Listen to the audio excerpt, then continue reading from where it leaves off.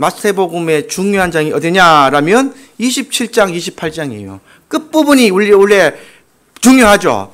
드라마에서 어느 부분이 제일 중요합니까? 마지막이 중요하죠. 마지막이 의되는가 제일 궁금하잖아요. 지금 27장, 28장이 마태복음의 핵심이라고 볼 수 있습니다. 왜냐? 예수님이 이 땅에 무엇 때문에 오셨는가라고 물어보면 십자가에 죽으러 오셨다 그러면 안 돼요. 예수님이 이 땅에 뭐 때문에 오셨다 그랬어요? 하나님 나라의 선포를 위해서 왔어요. 하나님 나라를 알려주러 오셨단 말이에요. 그리고 마지막에 예수님의 사역, 공적인 사역의 끝이 뭐냐? 바로 이 십자가 사역입니다. 예수님 자신의 공적인 사역이 뭐냐고 말하니까 이 십자가 사역을 이루셔야 되는 거예요. 이 예수님께서 십자가에서 돌아가셔야 우리의 속죄를 담당하시고 우리의 죄를 대속하셔서 저와 여러분 그리고 앞으로 나올 모든 사람들의 구원의 길이 열린단 말이에요. 구원의 길. 이게 바로 감추어 주었던 비밀이죠. 하나님께서 창세전에 감추어 두었던 비밀인데 그 당시에 제자들도 몰랐고 당신의 이 유대의 지도자들도 몰라서 예수님을 십자가에 못 박혔다. 이거를 오늘 공부를 하고 있습니다. 그래서 마귀를 속이고 마귀의 권세를 깨뜨리는 하나님의 능력이 바로 뭐였다? 십자가였다니까요. 십자가. 예수의 보혈의 피가 마귀의 권세를 깨뜨리고 마귀를 없애는 능력이 있는 줄 믿습니다. 그래서 이 예수님의 십자가 사역이 겉으로 드러날 때는요, 대제사장과 장로들의 계획을 통해 이루어졌다. 1절에 보면 이 대제사장과 장로들이 예수를 죽이려고 의논했다. 이렇게 나옵니다. 예수님께서 왜 십자가에 돌아가셨을까요? 한 번쯤 고민해야 볼 문제입니다. 왜냐? 유대인들은 유대인의 법으로 집행을 해야 돼요. 그러면 유대인들의 가장 큰 형벌은 무엇일까요? 투석형입니다. 투석형. 여러분 가늠한 여인 기억나시죠? 가늠한 여인 있을 때에 돌로 치죠. 죽을 때까지 돌로 치는 게 유대인들의 가장 엄한 형벌이에요. 그래서 유대법으로 하면 예수님은 투석형을 해야 되는데 이 로마의 가장 큰 형벌이 십자가형입니다. 그런데 왜 예수님은 유대의 형벌로 돌아가시지 아니하고 예수님은 십자가 형벌로 돌아가셨는가? 그것도 한번 고민해야 되죠. 그래서 유대인의 형벌은 십자가의 투석형이지만 로마가 이스라엘을 다스리고 있었기 때문에 로마의 법으로 나무에 달아서 죽이는 십자가를 택했다. 이렇게 볼 수 있어요. 로마의 이 지배하에 있었고 또 유대인들은요, 이 예수님을 십자가에 못 박히는 가장 악독한 형벌을 하기를 원했기 때문에 그래요. 예수님께서는 이 유대인들의 법이 아니라 이 로마의 법에서 가장 악독한 법으로 돌아가시는데 이게 왜 요런 그래 돌아가시냐는 조금 제가 뒤에 설명을 드릴게요. 근데 가장 중요한 것은 뭐냐? 이 십자가에 돌아가시는 형벌이 성경적으로 봤을 때에 가장 저주스러운 형벌입니다. 인간이 죽는 형벌 중에 가장 무섭고 저주받는 형벌이다 이 말이에요. 왜냐? 나무에 달리지도 못하고 땅에서 내리지도 못하고 매달려서 죽었기 때문에. 이해가 되십니까? 우리 인간이 죽어서 땅에 들어가는 것은 편안하다 그러지만 우리가 어떻게 뭐 전쟁에 나거나 이렇게 어려운 일에서 내 시체도 못 찾고 나무에 매달리거나 어디 길바닥에 있으면 그 죽음은 되게 비참하다는 말을 많이 하죠. 근데 예수님이 그런 가장 비참한 죽음을 돌리셨는데 그게 뭐냐? 나무에 달아서 죽이는 십자가형으로 돌아가셨다. 오늘 요거는 조금 제가 뒤에 한번 풀어드리겠고요. 3절부터 10절까지 보시면 무슨 내용이 나오느냐? 여러분들이 아시는 가룟 유다의 죽음이 기록되어 있습니다. 이 가룟 유다라는 사람이 있었는데요. 예수님의 12제자 중에 예수님을 은 30에 팔아먹은 사람이에요. 그래서 예수님의 제자 중에 예수님을 팔아먹은 사람. 그런데 가룟 유다라는 사람을 봤을 때는 아주 나쁜 사람이 아닙니다. 가룟 유다는 그 당시에 열심당원이었어요. 열심당원이 뭐냐면 오늘날 우리나라로 말로 하면 일제시대 때의 독립군이었다 이 말이에요. 독립군. 나라를 위해서 열심당원이나 나라를 독립되기를 열심히 바랬던 사람입니다. 그래서 이 가룟 유다는 이 예수님이 오셔서 이 땅을 구원시키기를 원했단 말이에요. 유대인의 왕으로 와서 로마를 없애버리고 로마에 짭지되었던 유대인들을 구원해 줄 진정한 왕으로 봤는데 이 가룟 유다가 그런 마음으로 예수님을 따라다녔습니다. 머리도 아주 좋은 사람이에요. 회개를 받았습니다. 요한복음 12장 6절에 보면 돈깨를 맡은 사람이다 라고, 회개를 받았던 사람이다 라고 얘기할 정도로 이 가룟 유다는 머리가 좋은 사람입니다. 우리 시니어 회하실 때에 회개 받으시는 분, 우리 정영희죠? 예. 장경희님 머리 좋으시죠? 머리가 좋으니까 회개를 하잖아. 그죠? 예, 머리 나쁜 사람은 회개 못 합니다. 뭔가 계산이 빨라야 돼요. 그죠? 빠르고 뭔가 이 몸이 빨라야 되는데, 유다도 그런 사람이었다 이거예요. 회개를 하는 사람이었는데, 예수님이라면 충분히 로마를 이길 수 있다고 생각을 했고, 또 지금은 지방으로 다니면서 기적을 행하지만 언젠가 나라의 중심이 되는 예루살렘에서 백성들의 민심을 얻게 되면 반드시 로마를 이기게 될 것이라는 사람으로 기대하면서 따라다녔답니다. 그래서 3절에 이제 유다가 어떻게 해서 이런 형벌을 받게 되는가 나옵니다. 우리 3절부터 한번 읽어보겠습니다. 시작. 그때 예수를 판 유다가 그의 정죄함을 벗고 스스로 뉘우쳐 은 30을 대제사장들과 장로들에게 도로 갖다 주매. 아멘.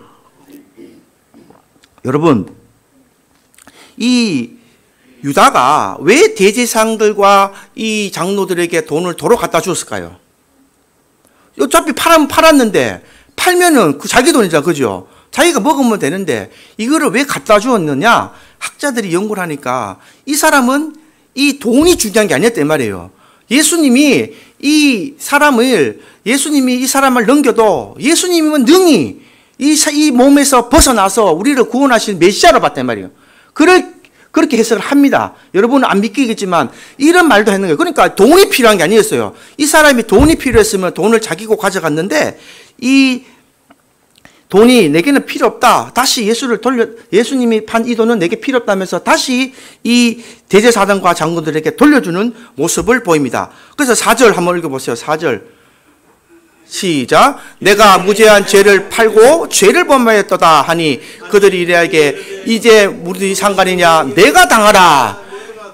이제 예수를 팔고 예수님이 다시 그걸 이길 줄 알았는데 예수님이 십자가에 못 박히시게 돌아가시니까 이게 죄를 범하였다 스스로 이 유다가 느끼게 된 겁니다. 그래서 자기가 잘못 판단했다는 것은 알았지만 그것을 책임지기 위해서 무엇을 선택하느냐?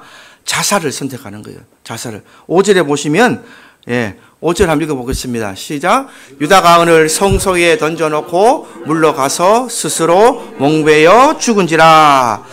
만약에 이 유다가요, 이 대제사장이나 이 장로들을 찾아가지 않고 은산십을 들고 하나님을 찾아갔다면 어떻게 됐을까요?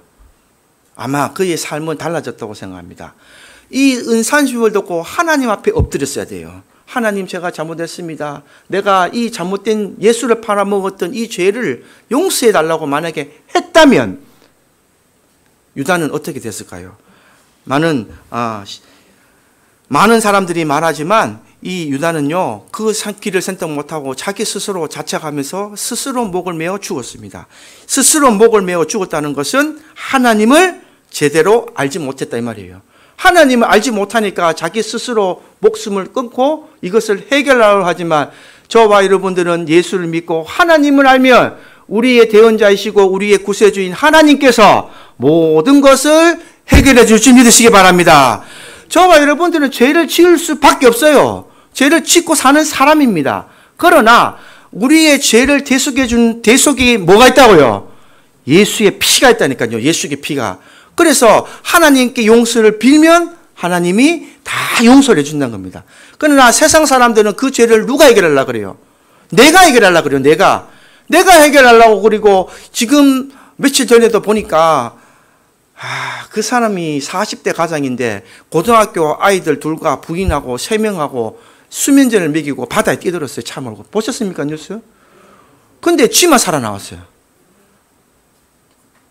그니 그 생활고를 자기가 책임지고 이 가장으로서 이 살아나갈 수 없으니까 자기 자녀들 둘과 자기 부인은 수면제를 먹이고 바다에 뛰들어 놓고 인간이다 보니까 자기는 약을 안 먹으니까 물이 차고 힘드니까 어떻게 돼요? 탈출해 나왔어, 지 혼자. 그래가 잡혔다니까요. 아들 둘하고 부인은 죽었어요, 다. 수면제를 먹고 그 잠수가 되니까 죽어버렸어요. 얼마나 비참한 삶을 이 세상에 보는지 모릅니다. 여러분, 이 세상이 끝이 아니라니까요. 우리 저서 성경님 계시지만 나랑 이 등산하면서 많은 얘기를 했는데 저분이 정말 하나 느낀 게 뭐냐면 저분이 저렇게 얘기하시더라고. 다른 거는 모르겠는데 죽으면 지옥 갈까봐 무섭대요. 죽으면 지옥 갈까봐 무섭대요. 근데 웃은 얘기가 아니에요. 저분이 참 진리를 깨달은 겁니다. 이게 세상 사람들은 이 세상에 이렇게 목을 매다고 주고 자기가 삶을 누르면 다 끝난 줄 압니다. 내가 이 세상을 그냥 가져가면 다 끝인 줄 알지만 천국과 지옥이 있다는 사실만 깨달아줘도 우리의 삶은 완전히 바뀝니다. 왜 바뀌느냐면요. 천국과 지옥이 믿기워지면 그 천국과 지옥을 만든 분이 있다는 사실이에요. 이해가 되십니까? 천국과 지옥이 있는데 그러면 그게 천국 지옥이 그냥 있는 게 아니라 그 만드신 분을 생각하게 되는 거예요. 그러면 야, 내가 죽으면 천국 갈까 지옥 갈까? 이 세상 살 때는요 모르는 거예요. 꼭 죽으면 지옥 갈 수도 있겠다. 예수 믿지 못하고 죽으면 지옥 갑니다. 지옥 가요. 갈 수밖에 없습니다. 왜냐? 하나님이 그 법을 만드셨어요. 유다도 천국 갔느냐 지옥 갔느냐 물어보면 저는 유다는 지옥 갔다고 생각합니다. 왜냐? 이 자기가 자살을 해버렸어요. 자살은 절대 우리가 하면 안 되는 거예요. 하나님이 생명을 우리에게 주셨어요. 여러분이 태어난 생명은 부모가 준 생명이 아니라 하나님이 부모를 통하여서 주신 생명이라는 걸 기억하시기 바랍니다. 생명의 주관자는 하나님이셔요. 그 하나님이 주신 생명을 내가 스스로 끊을 수가 있다 없다? 없습니다. 절대 그렇게 하면 안 돼요. 그래서 천국과 지옥을 갈 때는요, 우리가 예수 믿고 천국을 가는 것입니다. 오늘 이곳에 오신 이 두 분은 예수 믿고 천국 가는 인생으로 바뀌기를 주님의 이름으로 축복합니다. 지옥을 두려워하지 마시라니까요. 이제는 두려워하지 마십시오. 왜냐? 샘물교회에 들어오는 이 순간 예수의 영이 여러분을 덮으실 것이고 성령의 능이 함께 하시면 이제는 내가 지옥 가는 게 두려운 게 아니라 나는 천국을 가지만 지옥 가는 내 주위의 사람들이 여러분 눈앞에 보이기 시작할 겁니다. 그 영혼들을 구하러 다니시는 거예요. 앞으로 이제 소명을 받으시고 주님의 일에 동참하시는 여러분들 되기를 주님의 이름으로 축복합니다. 그래서 가룟 유다는요 12제자 중에 제일 똑똑한 사람 같았지만 제일 어리석은 길을 간 사람입니다. 그래서 욕심과 하나님의 뜻을 기다리지 못한 조급함, 그리고 말씀을 깨닫지 못한 미련함에 어우러져서 어리석은 일에 앞장서서 훗날 이 자기의 기업도 잃어버리고 유다의 복은 훗날 마띠아라는 제자가 12제자에 속하면서 그 유업을 얻게 됩니다. 그래서 9절 10절 말씀을 우리 한번 읽어보겠습니다. 시작. 이에 선지자 예레미야를 통하여 하신 말씀이 이루어졌나니 일러스되 그들이 그 가격 매겨진 자 곧 이스라엘 자손 중에서 가격 매긴 자의 가격은 은 30을 가지고 10절 토기장이의 밥값으로 주었으니 이는 주께서 내게 명하신 바와 같으니라 하였더라. 예수를 은 30에 팔아야 하고 토기장이의 밭을 사게 될 것을 예언하였는데 그 주인공이 유다가 되었다. 스가랴서 11장 12절 13절 한번 읽어보겠습니다. 이 예언입니다. 내가 그들에게 이르더 너희가 좋게 여기시거든 내 품삯을 내게 주고 그렇지 아니하거든 그만두라. 그들이 은 30개를 달아서 내 품삯을 삼은지라. 여호와께서 내게 이르시되 그들이 나를 헤아린 바 그 삭을 토기장이에게 던지라 하시기로 내가 곧 그 은 30개를 여호와의 전에서 토기장이에게 던지고. 그대로 지금 예언되었는 게 이루어졌죠. 이 스가랴서는 구약의 예언서인데 이 말씀 그대로 지금 이루어졌다라는 것을 알 수가 있습니다. 그리고 이제 11절부터 그 뒤에는 예수님께서 로마에서 재판받는 장면이 나와 있습니다. 그래서 재판 장면 방면은 여러분이 집에서 꼭 한번 읽어보시고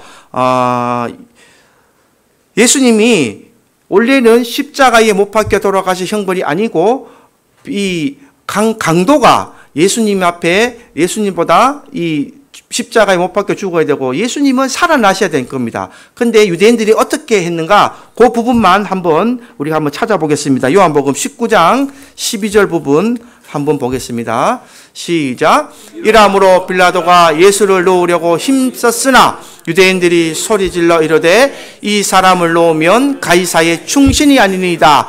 무릇 자기를 왕이라 하는 자는 가이사를 반역하는 것이니이다. 지금 빌라도가 여기 총독인데요. 빌라도가 지금 예수를 놓아주려고 하고 예수님은 죄가 없다고 생각했는데 이 유대인들이 뭐라고 얘기했느냐? 이 예수를 놓아주면 너는 가이사의 충신이 아니다. 로마 황제의 충신이 아니다. 로마 황제에게 발구하여 너에게 보직을 끌어내리겠다. 이 말하는 거예요, 지금. 우리나라 말로 하면 탄핵하겠다. 이 말이에요. 탄핵하겠다. 이 말입니다. 그러니까 이 빌라도가 어떻게 됩니까? 예수를 십자가에 하는 형벌에 처하게 되는 거예요. 그런데 이 빌라도가 이 일로 말미암아 어떻게 되는가? 참 비겁한 재판관이죠. 죄가 없는 이 예수를 십자가에 못 박히면서 역사적인 기록으로 남아 있습니다. 그래서 죄가 없는 로마의 법정에서 사형수가 됐는데 우리가 사도신경을 외울 때마다 이 빌라도라 이름을 대내게 된 거예요. 이 사람은 이때 이 잘못 하나로 이 사람은 예수님 오실 때까지 예수 믿는 모든 자손들이 예배를 드릴 때마다 이 사람 이름을 대내면서 죄 없는 예수를 놓아 못 박았고 네가 우리 예수님을 핍박했다. 우리 입으로 계속 고백하는 이 형벌을 받게 됩니다. 이 빌라도는 결국은 직무유기죠. 직무유기. 죄가 없는 예수님을 십자가에 죽게 했다. 지금도 우리도 늘 예배를 드릴 때 사도신경 할 때에 본디오 빌라도가 나오죠. 빌라도는 끊임없이 나오게 되어 있습니다. 그래서 빌라도는 이렇게 큰 형벌을 받는다라는 것을 보시고 이제 예수님을 책찍질하고 십자가에 못 박혀 죽어주시는데 예수님께서 책찍질하고 당하셨다라는데 여러분 실제로 예수님이 책찍질을 어떻게 몇 대나 맞으셨을까요? 역사적인 기록에 보면 유대인은 태용의 40대에 한 대 감한매를 맞죠. 예수님이 39대의 책찍질을 당했습니다. 예수님이 39대 책찍질을 맞았고 왜 이렇게 맞으실 수밖에 없느냐? 우리가 잘 아는 이사야서의 예언이 되어 있기 때문에 우리 이사야서 53장 4절 5절을 다 같이 한번 합독해서 읽어보겠습니다. 시작. 그는 실로 우리의 질고를 지고 우리의 슬픔을 당하였거늘 우리는 생각하기를 그는 징벌을 받아 하나님께 맞으며 고난을 당한다 하였더라. 그가 찔림은 우리의 허물 때문이요 그의 상함은 우리의 죄악 때문이라. 그가 징계를 받음으로 우리는 평화를 누리고 그가 채찍에 맞음으로 우리는 나음을 받았도다. 아멘. 여러분 이 구절을 꼭 기억하시기 바랍니다. 그가 찔림은 우리의 허물 때문이다. 그가 상함은 우리의 죄악 때문이다. 예수님이 우리의 죄악을 위해서 우리의 허물 때문에 채찍질 당하고 징계를 받으셨던 이 사실을 우리는 반드시 기억해야 됩니다. 그래서 예수님의 제자가 됐다는 것은 하나님의 자녀가 됐다는 것은요, 이 예수님이 가졌던 이 몸의 흔적이 우리의 몸에도 남아있어야 되는 거예요. 예수님이 가졌던 이 채찍의 자국과 이 징계의 자국이 우리 마음 속에, 우리 피 속에, 우리 육체 속에, 우리 영 속에 날마다 이게 남아있었고 녹아있어야 되는 것입니다. 그때에 우리는 하나님의 자녀다라는 말을 듣는 거예요.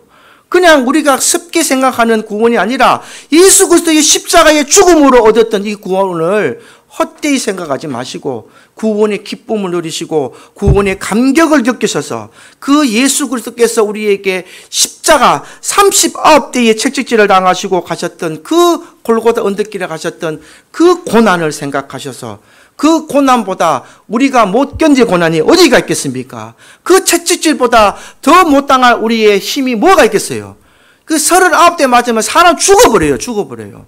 예수님이 십자가에 못 박혀서 죽기 이전에 많은 이 학자들이 봤을 때에 예수님의 친척점이 사이는 과다출혈이라고도 나옵니다. 과다출혈. 피를 많이 쏟아서 죽으신 거예요. 그래서 마지막에는 이 창과 허리에 물과 피를 다 쏟으시잖아요, 마지막에. 그래서 예수님께서 이 골고다 언덕길에 올라가실 때에 다른 자가 나타나서 십자가를 대신 매주죠. 못 매니까, 못 올라가시니까, 피를 쏟고 너무 힘이 들어서 못 올라가시니까 어쩔 수 없이 로마 군인이 너 매 이래가지고 맨 거라니까요. 그래서 로마에서 올라갈 때에 다른 사람이 그 예수님의 십자가를 대신 지고 가게 되는 놀라운 사건이 나옵니다.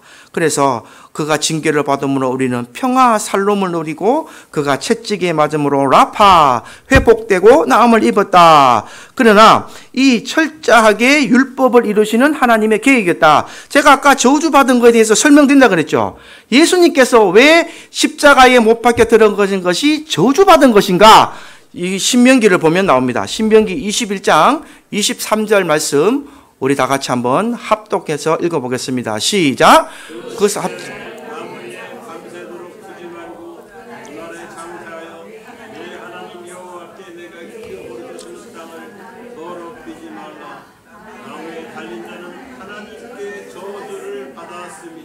아멘. 하나님께서 뭐라고 처음에 법을 주시냐면 시체를 나무 위에 밤새도록 두지 말고 그날에 바로 장사라 그랬어요. 예수님께서 장사 드리는 거 다 기억나십니까? 예수님께서 장사 드릴 때에 밤새도록 두지 아니하고 예수님께서 물과 피를 다 쏟으시고 시체를 내리죠. 그리고 난 뒤에 장사하고 예수님께서 나무 위에 달린 자는 하나님께 저주를 받았습니다. 나오죠? 나무 위에 달리는 이 형벌이 하나님 보실 때도 저주를 받은 형벌이에요. 그러나 이 인류의 이 저주를 담당하기 위해서 예수님께서 나무에 달려가실 수밖에 없다 이 말입니다. 유대인의 형벌인 이 투서청을 받아야 되는데 온 인류의 저주를 감당하시기 위해서 예수님께서 십자가에 못 박혀 달리셨다. 그래서 나무에 달렸다는 것은 땅에도 속하지 못하고 하늘에도 속하지 못하고 버림을 받았다. 그런 의미가 있단 말이에요.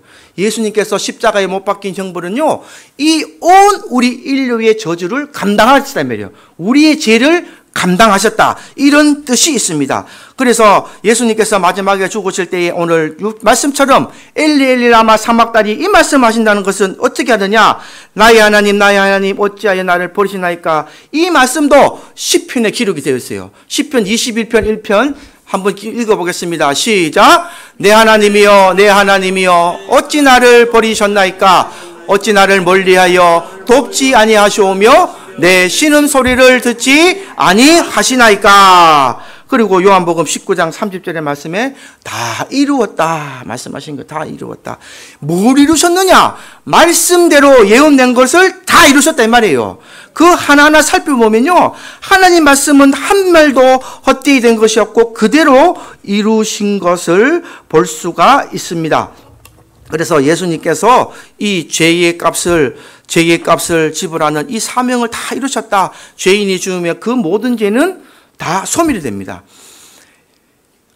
어떤 살인자가 여러분 사람을 10명을 죽이든 20명을 죽이든 이 형법에 따라서 법에 따라서 형사법에 따라서 사형을 언도받죠. 사형을 언도받고 난 후에 이 사형이 집행이 되면 그 사람의 다른 죄가 나타나도 그 죽은 사람이 한테 죄를 물을 수 있습니까 없습니까? 없죠. 왜냐? 이 사람이 죽었기 때문에, 이 사람이 그 모든 죄를 감당하고 죽었기 때문에 더 이상 죄를 물을 수가 없는 거예요. 그러니까 저와 여러분들이 이전에 지었던 죄가 있어도 이 세상 살면서 예수를 몰랐던 그 모든 죄를 예수를 만나면서 예수님 앞에 내가 예수님께서 나를 위해서 십자가에 못 박혀 돌아가셨다는 그 믿음을 고백하고 예수님한테 뭘 한다고요? 죄를 넘겨드린다니까요. 죄를 예수님한테 넘겨드리면 예수님이 그 죄를 받으시는 거예요. 그래서 그 죄값을 어떻게 하신다? 속량하시는 거예요. 속량. 내가 죄값을 이미 다 치루었다. 그렇게 하시면 우리가 구원받는 거예요. 선생님, 이렇게 해서 천국 가는 겁니다. 천국. 할렐루야. 이렇게 천국을 가는 거예요. 지금 이걸 설명드린 겁니다. 그래서 예수님의 죄의 값을 우리에게 다 사명을 이루셨다. 이거를 기억하셔야 됩니다. 그래서 율법에 의하면 나무에 들려 있는 자는 해가 지기 전에 장례를 치러야 됩니다. 그래서 57절에 뒤에 가서 보시면 부자 아리마대 요셉의 무덤에 장사되었다라고도 나오고, 또 이사야서 53장 9절에 보시면 이루시기 위해서 부자의 무덤에 장사당했다. 요거는 좀 큰 내용이 아니기 때문에 제가 그만 짧게 설명드리고 조금 더 부연 설명을 드리면요. 예수님께서 다리를 꺾지 않으셨던 의미를 한번 설명드릴게요. 왜 이 옆에 두 강도는 다리를 꺾었습니까? 안 꺾었습니까? 꺾었죠. 근데 예수님만 다리를 안 꺾었죠. 왜 예수님 안 꺾었을까요? 예언의 성취를 위해서, 하나님 말씀대로 이루어지는 것을 위해서.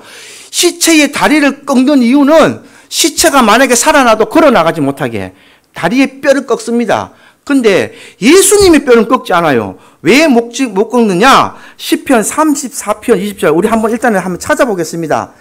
제가 한번 읽어드릴게요. 시편 34편에 가시면 제가 읽어드리겠습니다. 시편 34편 20절에 보면 이런 말씀이 있어요. 제가 읽어드리겠습니다. 그의 모든 뼈를 보호하시며 그 중에서 하나도 꺾이지 아니하도다. 이렇게 예언이 되어 있어요.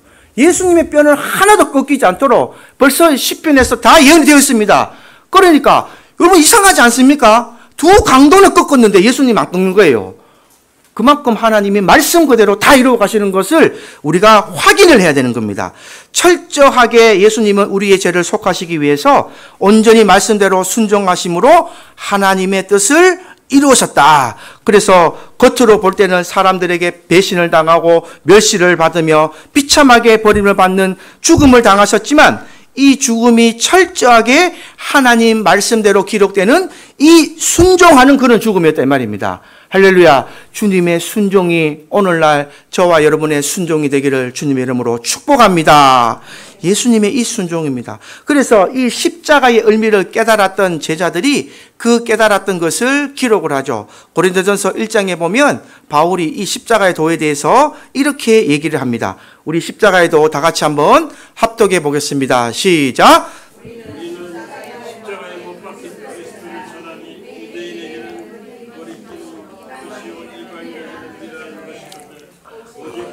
부르심을 받은 자들에게는 유대인이나 헬라인이나 그리스도는 하나님의 능력이요 하나님의 지혜니라. 아멘.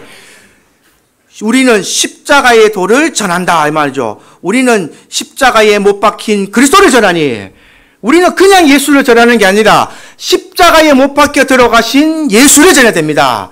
우리의 죄를 대속해서 돌아가신 예수 그리스도를 전해야 된다. 그래서 부르심을 받은 자들에게는 뭐라고 말하느냐?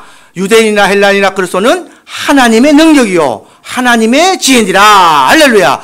부르심은 자들은 모두 다 유대인이나 헬라인이나 그리스도는 하나님의 능력이요 하나님의 지혜라. 이 십자가가 죄의 권세를 이기는 하나님의 능력이고 하나님의 지혜다라고 말하는 거예요. 그래서 저와 여러분들은 십자가에 지신 예수님의 그 은혜로, 예수님의 그 대속하신 그 은혜로 말미암아 구원을 받았고, 구원받은 우리는 우리의 삶을 주관하고 우리의 삶을 우리가 우리 것이라고 말하지 못하고 주님께 우리 삶을 드렸다고 얘기하는 거예요. 하나님께 내 모든 삶은 이제는 드렸다라고 얘기합니다. 그래서 나에 받은 것은 하나님의 은혜로다라고 얘기하는 거예요. 예수를 만나고 하나님을 만나니 내가 새로운 인생이 되는 겁니다. 이걸 변화되고 성화되는 단계를 지나가야 됩니다. 그래서 예수 그리스도의 십자가를 믿는 자들은요, 법적으로 죄에서 노임을 받게 되는 거예요. 또 다른 생명, 영생을 얻게 되는 것입니다. 예수 그리스도의 십자가의 의미를 알고 믿는 자들에게는 죄에서 자유함을 누리고 또 영생을 받게 되는 건다. 이 얘기를 지금 오늘 하고 있습니다. 그래서 28장의 뒤에 넘어가면요, 이제 다음 주에 하겠지만 뭐가 나오느냐? 예수 그리스도의 부활이 나옵니다. 할렐루야. 부활. 우리 그리스도는요, 부활 없으면 안고 없는 찐빵이라니까요. 예수님께서 십자가에 못 박혀 돌아가시고 그냥 우리 죄를 위해서 다 돌아가시면 이걸로 끝나는 것이 아니라 부활이 있다는 것을 기억하십시오. 그래서 사망의 권세를 이기는 겁니다. 천국 갈 때에 지금 이 육체로 갈까요? 변화된 육체로 갈까요? 변화된 육체로 갑니다. 지금 선생님, 다리 불편하신 선생님이 계셔도 지금은 이 세상에서 살다가 만약에 돌아가셔도 예수 믿고 예수님이 다시 일어나라 할 때는요, 온전한 육체로 부활하시는 거예요. 온전한 육체로 부활하셔서 이 땅에서 받았던 육신의 고통과 육신의 질병을 다 사라지고 하나님이 처음에 창조하셨던 아담의 모습대로 가장 고귀하고 가장 사랑하시는 육체로 부활하시는 겁니다. 그래서 하나님과 영원한 생명에서 함께 살아가는 거예요. 요즘 혹시나 보셨는지 모르지만 요즘 드라마가 그런 드라마가 있더라고요. 김혜자가 나오는 드라마가 있는데 천국보다 더 사랑스러우니까 뭔가 있어요. 제가 한 1, 2부밖에 못 봤는데 그 내용을 보면 사람이 죽어서 천국 가는 얘기가 나와요. 근데 김혜자는 이 평생에 자기 남편이 총각 때 이 반신불구를 당합니다. 평생을 침대에 누워 있어요. 그런데 죽기 직전에 그 남편이 이런 얘기를 해요. 여보, 당신은 내가 평생을 살아봐도 80대로 나오거든요. 지금 이 모습이 너무 아름답다. 내가 다음에 당신을 만난다면 지금의 이 모습으로 당신과 함께 살고 싶어 라고 얘기를 해요. 그래서 김혜자가 죽어서 천국을 가거든요. 천국을 가서 신랑을 만났는데 김혜자가 그 천국에서 선택이 있다 그러더라고. 드라마 얘기니까요. 선택이 있는데 20대 때 젊은의 모습으로 환생하시겠습니까? 아니면 지금 이대로 가시겠습니까? 80대 자기 모습으로 가시겠습니까? 그러나 한번 선택한 것은 다시 되돌릴 수 없습니다. 그럼 여러분은 어떤 선택을 하시겠습니까? 지금 이대로 다시 태어나시겠습니까? 아니면은 아주 20대 때, 10대의 젊은 때의 모습으로 다시 한번 살아보고 싶습니까? 아마요, 10대 애들 빼고는 거의 다 내가 그죠? 가장 젊었을 때, 힘 있을 때, 10대 때 모습으로 살지 않겠습니까? 근데 김혜자는 그때의 남편의 그 얘기가 생각난 거예요. 당신은 이때가 너무 아름답다. 그래서 나는 지금 이 모습으로 가야 내 남편이 나를 알아볼 것이다. 이 모습으로 가겠다라고 가요. 그래서 저기 천국에 그 집에 갔는데 남편이 나옵니다. 남편이 어떻게 나왔을까요? 20대 모습으로 나왔을까요? 80대의 그 모습으로 나왔을까요? 20대 모습으로 나와버렸어. 그리고 김혜자한테 갑니다. 당신 왜 이렇게 왔냐고? 왜 이런 모습으로 왔냐고? 제가 거기까지만 보고 못 봤거든요. 그러니까 김혜자가 막 속이 막 불나죠. 자기는 신랑이 나는 이 모습 제일 아름답다 그래서 일로 왔는데 남편은 20대 멋진 모습을 해가지고 막 집을 아름답게 꾸며놓고 기다리고 있었던 거예요. 그런데 천국은요, 여러분이 상상하는 이상으로 하나님이 가장 아름답고 하나님이 가장 사랑하는 모습으로 변화시켜 줄 줄 믿습니다. 지금 여러분의 이 모습이 아닙니다. 가장 이쁘고 아름다운 모습, 가장 완전한 모습, 창조주 하나님의 손길을 타면요, 그 어느 누구도 흉내낼 수 없는 가장 고귀하고 순결하고 청결한 모습으로 우리가 다시 태어날 줄 믿습니다. 그래서 이 땅에서는요, 천국을 소망하며 성령의 은혜로 우리가 살아가게 되는 거예요. 이 땅에서 좀 어렵더라도, 이 땅에서 내가 좀 손해보더라도, 이 땅에서 내가 좀 힘들더라도 주님이 죽으셨던 것처럼, 주님이 나의 죄를 위해서 오늘 말씀처럼 십자가에 못 박혀 돌아가신 것처럼 나도 이 땅에서는 죽어야 됩니다. 이 땅에서는 죽어야 돼요. 그거를 우리가 무교절이라고 하지만 우리는 무덤 속에 푹 들어가야 됩니다. 들어갔다가 하나님이 다시 살아나라 할 때 살아나야 되는 거예요. 그래서 이 땅에서 많은 부귀와 영화를 누리기보다 주님과 동행하는 소망의 끈을 놓지 않으시기를 예수님 이름으로 축복합니다.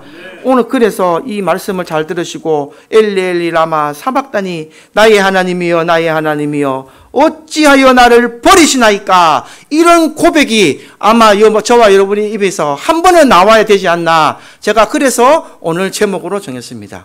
우리가 늘 예수님을 따라가는 길이, 하나님을 믿는 길이 평탄하지는 않습니다. 누군가를 통해서 시험에 들기도 하고, 또 물질적인 어려움이 올 수도 있고, 또 혹은 육체적인 질병과 내가 감당할 수 없는 이 자식의 문제든지 어떤 문제가 나에게 다가올 때가 많아요. 그러나 우리가 다시 한 번 더 하나님 앞에 기도하는 능력을 되살리기를 바랍니다. 예수님께서 십자가에 못 박혀서 이 기도를 하셨잖아요. 엘레일라마 사막다니 나의 하나님 나의 하나님 어찌하여 나를 버리시나이까. 즉 이 말을 다시 해석하면 하나님 나 좀 살려주십시오, 이 말이죠. 여러분들 어렵고 힘들 때요, 여러분들 주위에게 힘을 구하지 마시고 살아계시고 이 온 세계를 움직이시는 하나님에게 붙어가시기를 주님의 이름으로 축복합니다. 하나님은 기다리고 계세요. 여러분들이 내게 좀 말 좀 해라. 너 내게 와서 말 좀 해. 내게 너 나를 좀 찾아봐. 내게 와서 기도 좀 해. 늘 기다리고 계세요. 제가 부모가 되니까 그걸 알겠더라고요. 딸을 낳았으면 모르겠는데 아들을 낳으니까 저놈들 학교 갔다 와서 뭐하고 왔어 하면 말을 안 해요. 오늘 점심 뭐 먹었어? 하면 몰라. 몰라. 이놈 오늘 학교에서 뭐냐? 몰라. 뭔가를 제제제 말하는 거 못 보겠어요. 한 번이라도.